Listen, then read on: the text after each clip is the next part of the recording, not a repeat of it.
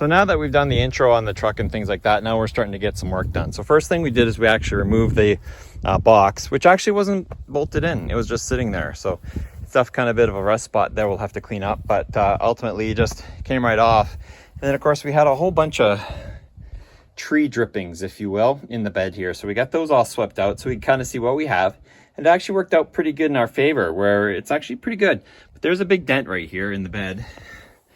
Right in the top part here, and in the, you can see where it's kind of pulled out right there. So we'll have to adjust that at some point, and that doesn't go to anywhere. So we're just going to go ahead and probably put a nice patch on that. The ultimate end game for this will be a roll-on bed liner. So you can be a little dirty and that'll be fine. Now we also started some work on the interior of the truck, and we're probably going to fire up the pressure washer for it this weekend. But what we wanted to do is get all the extra carpet out and to see how the floors are doing. So in this case, this floor is actually quite fine. There's a little bubbly rust and things like that, but and there's a cat, but that was our cat, so no big worries. But there's it was okay on this side. Over on the other side, it's something else. Over on the driver's side, probably because of the ins and outs, we're not quite as healthy. In fact, we got a little bit of a hole by the tunnel here, so it's kind of crispy here, and the whole area is here's okay. Imagine once we get this piece of plastic off, yeah, we'll see a little bit of deterioration here, but it's not through, so that's handy. But we'll have to put a license plate patch panel or something that's going in there. But now what's up is I kind of like to start a little bit on the mechanical of it as well. So we're going to focus a little bit of energy today on figuring out what we need to do. So you saw in the video how the oil's kind of very meh. So we're just going to drop that and put some fresh in there before we get cranking on it. I got to see how the plugs are, so we'll go through that today. We'll pull a couple plugs out and see if they're clean or if we really should just get some replacements. I know I have a 5.5-inch air filter, but maybe you guys can help me on this or not. So underneath this air filter cover, I can probably just pop this off. We have our big 5.5-inch air filter, and that's peachy. But is this anything? No, I think it is a mesh, but I think it's part of the air intake assembly, which can come off, of course, if we disconnected the vacuum stuff. There's the heater which isn't connected, and then this. But this seems like an air filter too, and I didn't know if it was washable or replaceable, or it's hard to find a user's manual for that. So I'm gonna have to dig on that, or if somebody could chime in. Is that replaceable or just washable, or what's the deal?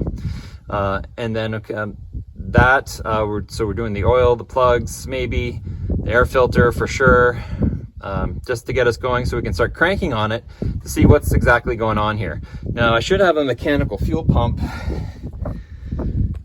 down here. There it is, yeah. And so we'll have to disconnect that too, because I don't know what's in the tank, but it's probably pretty old and nasty. So we'll disconnect that for now, and come up with some sort of temporary fuel system to see if we can get it running. And if we can get it running, then we'll pursue more fuel. You know, if you've seen Vice Grip Garage, you know exactly the process of what we're going through as well. So, and then, yeah, this is completely an aftermarket air conditioning system, because it even goes into the firewall behind the brake booster, right to where the fan ducting is. So have to do a little research as to, obviously it's some sort of kit or professional set, but yeah, this is for that's for the AC, and it's just I hope it works. This is weird. More AC stuff. Nope, it comes off the evap canister, so I don't know what that is either, but cool stuff to go. But let's pull some plugs and see how they look.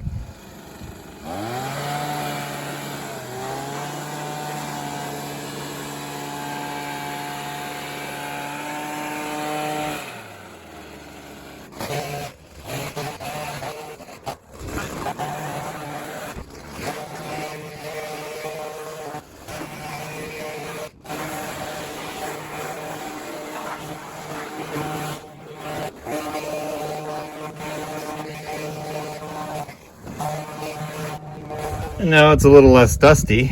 It's still like dirty, but we blow out the bed and along the running boards too, and the rear, and anywhere else we can kind of reach, get all that kind of blasted out, and that gets some of the light fluffy stuff gone. So now let's go pull the plug.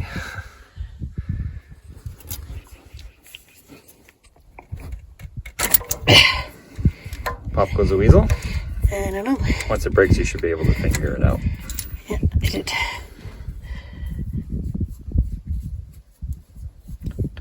Holy crap, are they greasy?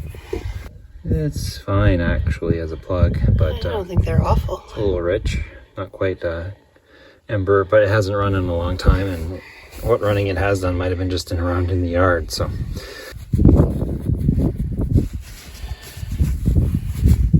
25.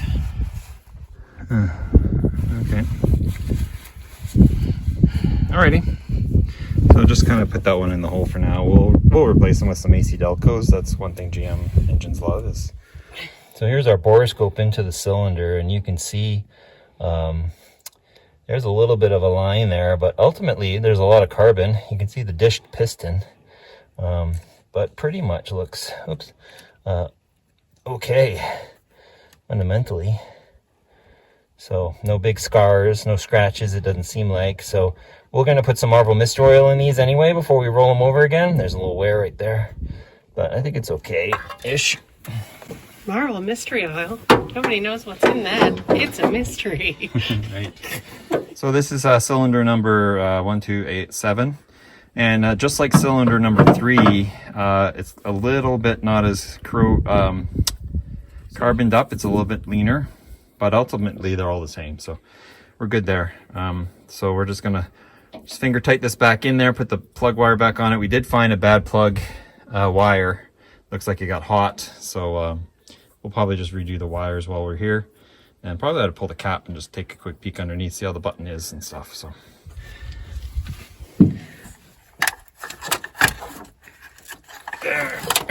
Oh yeah, this guy would not mind replacing. It's just dirty. It's not shiny or anything like that. And the button, I mean, it doesn't look overly worn, but if we're throwing parts at it. It has sat for 20 years. Yep. So Collecting mice. we'll see how much one costs and maybe just get one coming. So we'll do plugs, wires, distributor cap, there's some liquid down there. That'll help our ignition system anyway. Alrighty, so that's it for this adventure. We're just mostly just checking out the plugs, and we did that. The cap, I mean, it's fine. All of this would run. There's no doubt about that. We should really find out if it runs before we replace any parts. But the reality is we're going to run this motor even if it does smoke for a while. So let's just get some new stuff on it. No problems. We'll just set that all aside for now. Keep that on there, and we'll come back and do some of that. Maybe after supper, might come in, and looks like I blew a wasp nest free from somewhere right there. We'll vacuum up some of this dirt and things like that. And yep, so there you go. Work continues. That's all yellow. That has trim. Neat to know. Wrangler. Oh, I was gonna ask my dad. Can we tiger hair that and just right now? Maybe.